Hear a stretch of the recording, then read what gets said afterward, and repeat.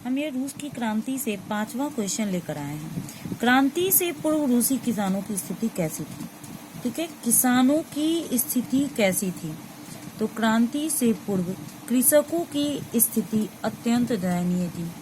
क्या थी उनकी स्थिति? काफी दयनीय थी, उनका हालत बहुत ही खराब था। वे अपने छोटे छोटे खेतों में पुराने ढंग से खेती करते थे, मतलब उनके पास कोई भी नया तकनीक नहीं था। उनके पास पूंजी का भी अभाव था। क्या चीज का अभाव था?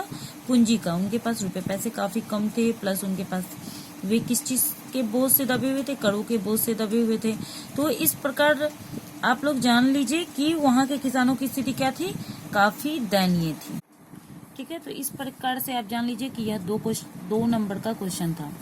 अब हम लोग आते हैं कि रूसी क्रांति के किन्हीं दो कारणों का वर्णन करें। रूसी क्रांति के किन्हीं दो कारणों का वर्णन करें। तो रूसी क्रांति के निम्नलिखित दो कारण हैं। पहला तो आप लोग जान लीजिए कि जार की निरंकुश स्थिति, और दूसरा जो है हम लोग ऊपर वाला ही यही बोल सकते हैं। तो जार का मतलब क्या होता है? जार का मतलब होता है राजा। जार का मतलब क्या होता है? राजा। जार का मतलब क्या होता है? राजा। 1917 से पूर्व रूस में रोमनोव राजवंश का शासन था। किसका शासन था? रोमनोव राजवंश का। यहाँ सम्राट को जार कहा जाता था। यहाँ सम्राट को क्या कहा जाता था? जार कहा जाता था। हम पहले भी बोले राजा को जार कहा जाता था। रूस में कठोर राजनीतिक संरचना थी। कैसी संरचना थी? काफी कठोर थी। राजा दैवी अधिकारों में विश्वास रखता था, है ना, क्योंकि पहले का राजा महाराजा अपने को क्या समझता था कि मुझे देवता ही भेजे हुए हैं, मैं देवता का अवतार हूँ। उसे आम लोगों की सुख दुख की कतई चिंता नहीं होती थी। उन लोगों को आम लोग के सुख दुख का चिंता नहीं रहता था, बल्कि अपने में ही लगे रहते थे। इस प्रकार निरंकुश शासन रूस की क्रांति का कारण बना। तो नेचुरली है कि कोई भी आदमी उसके लिए क्या करेगा? क्रांति करेगा, है ना। तो वहां की प्रजा ने इसके लिए क्रांति कर दिया। ठीक है, तो दूसरा स्थिति क्या है? कृषकों की दयनीय स्थिति। क्या होगा? दूसरा क्या स्थिति हो गया? कृषकों की दयनीय स्थिति। जैसा कि पहले ही बताया कि रूस की जनसंख्या का बहुसंख्यक भाग कृषक ही थे, परंतु उसकी स्थिति अत्यंत दयनीय थी, है ना। 1961 ईस्वी में जार अलेक्जेंडर द्वितीय के द्वारा कृषि दास्ता समाप्त कर दी गई थी, परंतु इससे किसानों की स्थिति में कोई सुधार नहीं हुआ।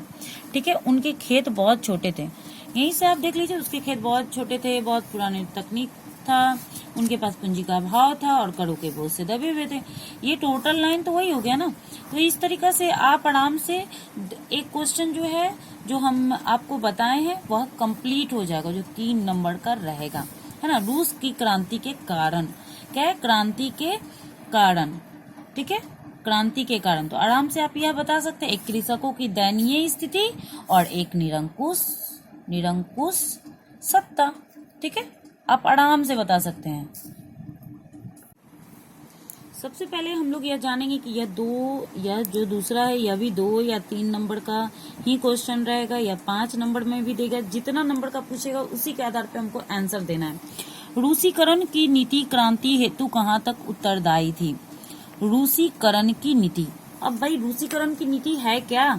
ठीक है, रूसीकरण की नीति क्या है, सबसे पहले हम लोग यह जानेंगे। तो आप जान लीजिए, हमारे भारत में हिंदू, मुस्लिम, सिख, ईसाई सभी आपस में रहते हैं, लेकिन क्या सभी को अपने अपने धर्मों को मानने की इजाजत है। सभी को क्या है? अपना अपना धर्म जो होता है सभी मानता है। अपना अपना धर्म क्या करता है?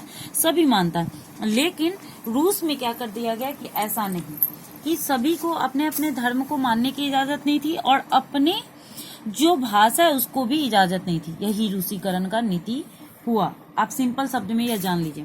वैसे सोवियत रूस विभिन्न राष्ट्रीयताओं का देश था। सोवियत रूस विभिन्न राष्ट्रीयताओं का देश था। यहाँ मुख्यतः स्लाव जाति के लोग रहते थे। कौन लोग रहते थे? स्लाव जाति के लोग रहते थे। इसके अतिरिक्त फिन, पोल, जर्मन, यहूदी आदि अन्य जातियों के लोग भी रहते थे। कौन कौन रहते थे? फिन, पोल, जर्मन, यहूदी आदि अन्य जातियों के भी लोग रहते थे। ये भिन्न भिन्न भाषा बोलते थे, बहुत तरह की भाषा बोलते थे, तथा इसका रस्म रिवाज भी भिन्न था। इनका रस्म रिवाज भी बिल्कुल क्या था?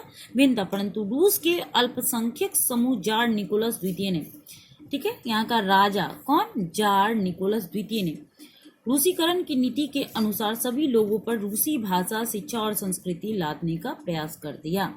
ठीक है, यही रूसीकरण की नीति कहलाई।